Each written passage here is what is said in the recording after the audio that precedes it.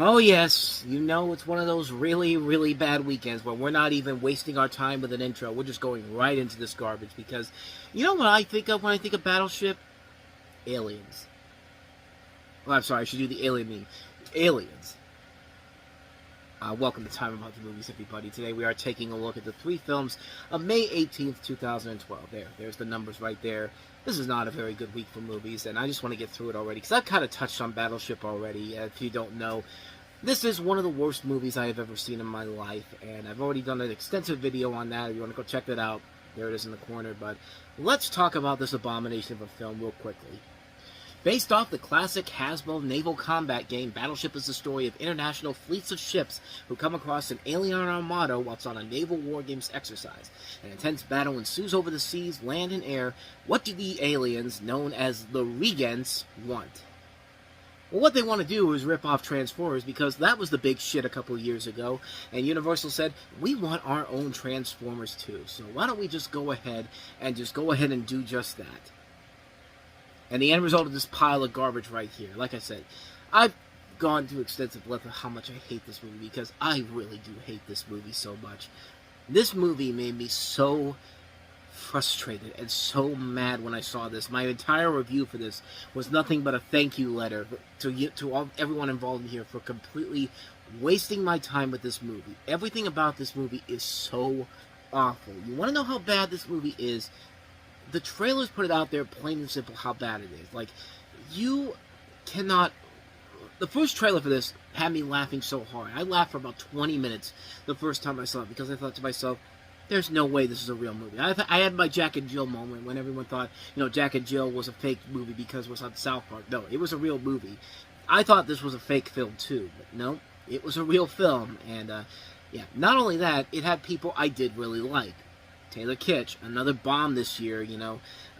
But John Carter was at least trying to do something. This movie, oh my god. Peter Berg, a really good action director who was 5 for 5 up to this point with Very Bad Things, The Rundown, Friday Night Lights, The Kingdom, Hancock, and then to follow it up with this film, just, wow, man. Like, how good was that paycheck that you could have resisted on that? But then again, maybe this was penance for him to doing Lone Survivor, the next movie he did, because that film turned out to be a much better movie than this pile of garbage, no question about it. It's not even that this movie rips off Transformers. No, it can't just do that. No, we gotta rip off other movies. We gotta rip off Independence Day. We gotta rip off Star Trek. We gotta rip off The Hunt for Red October. Like, and they really thought they were gonna get away with this. The rest of the cast of this is just sleeping through this production and having nothing to do. Like, Liam Neeson and Rihanna are the only two people in this that were actually trying. Brooklyn Decker, which, by the way, for all you sick, twisted people out there, you want a Brooklyn Decker sandwich of shit? This weekend's the one to do it, because she's not only in this movie, she's in another movie later this weekend. And that sounds incredibly gross, but I know there's one sick freak out there that wanted that, but or wanted that back in the day. But hey, I mean, whatever. Yeah, the special effects look good, but as I've always said, they don't make the movie. A good script makes a good movie. This movie was so excruciating and so painful. This was almost as bad on the level of Sucker Punch, a movie that I had to suffer through. This movie was an abomination, a god-awful mess of a film. I hate this movie so much. I really, really do. And like I said, I've delved into this, how much I hate this movie so much, which if you want to see that, again, link in the corner, link in the description, see that video there. I got nothing else for you on this one here. Battleship is just a terrible, terrible film. Needless to say, avoid it like the plague. So let's go ahead and get to the best movie of this weekend, which in this case is the most tolerable one, but even then it's not a good movie. Sacha Baron Cohen back with a new film, and that is The Dictator. On your mark, get set!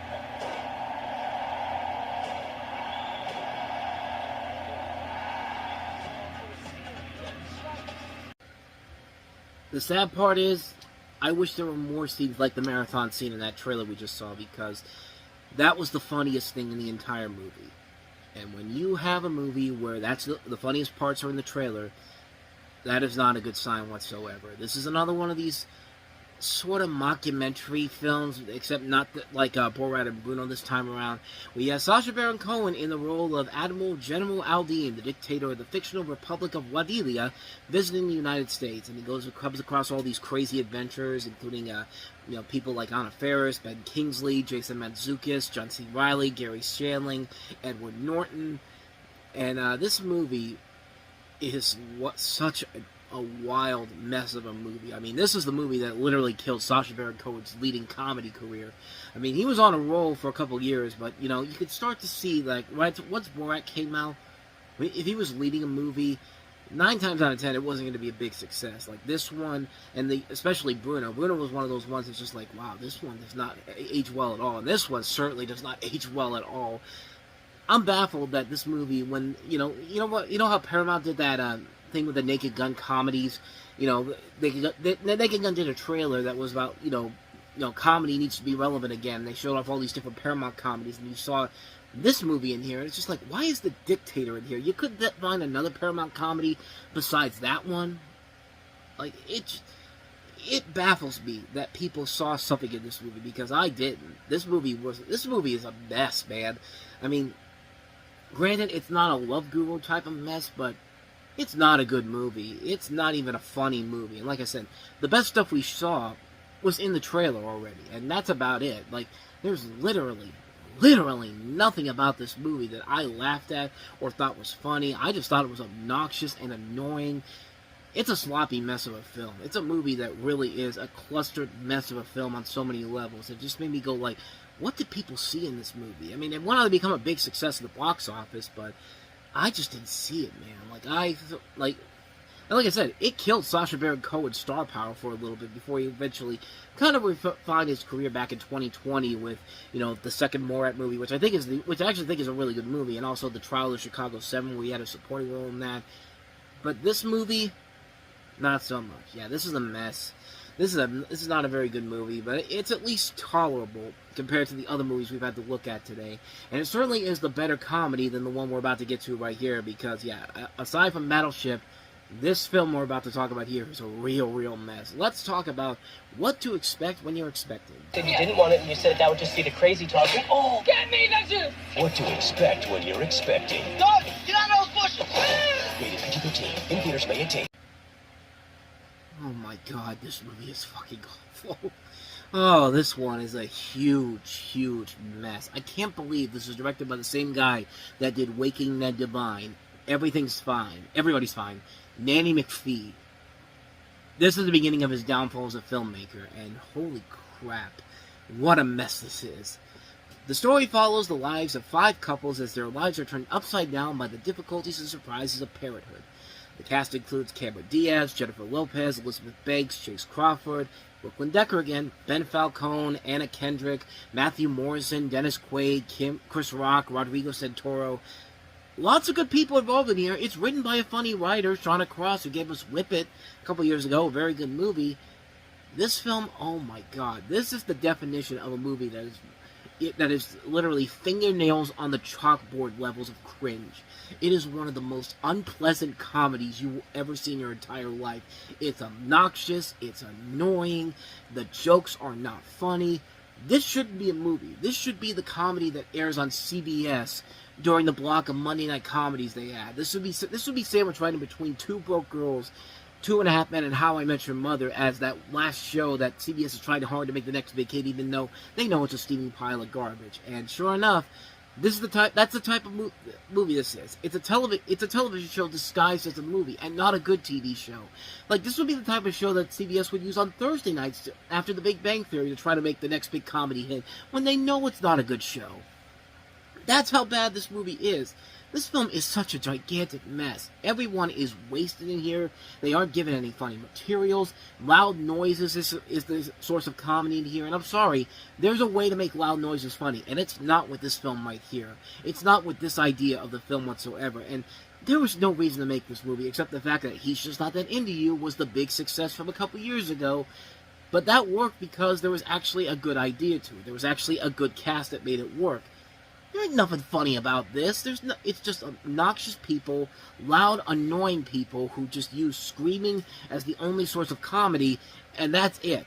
It's cringy. It's one of the most depressing comedies I have ever seen in my entire life. Like, this movie is an ungodly mess of a film. Avoid this one like the plague. Please, for the love of God, avoid what to expect when you're expecting, for God's sake. And on a delightful little note there, we're gonna wrap up this episode of Time About the Movies. And the next time we meet, we'll take a look at 4 more movies for Memorial Day weekend, the last 4 films of May 2012.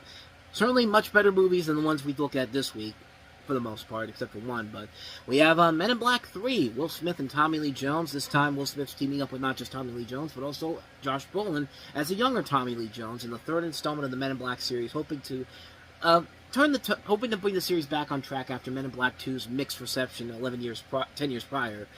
We also have Oren Peli, the director of Paranormal Activity, with his latest film, a found footage horror film set in the world of Chernobyl, in Chernobyl, Russia, Chernobyl Diaries. We'll take a look at that. We'll take a look at Wes Anderson's latest film, Moonrise Kingdom, and we'll also take a look at the breakout comedy hit that became the source of the remake, The Upside, The Intouchables. So we'll take a look at those 4 movies. That'll be coming up tomorrow on the show, so stay tuned for that. With all that said, though, thank you so much for watching this. I hope you enjoyed it. If you did, please do me the honor of going ahead and hitting that like button, that subscribe button, and that notification button. Also, don't forget to check out our playlist, and don't forget to check out the last episode we did. And stay tuned, because Time About the Movies Flashback is coming up later tonight with the movies of November 21st, 1986, so stay tuned for that. With all that said, though, thanks for watching this, and whether it's in the past, the present, or the future, I will see you at the movies. Take care.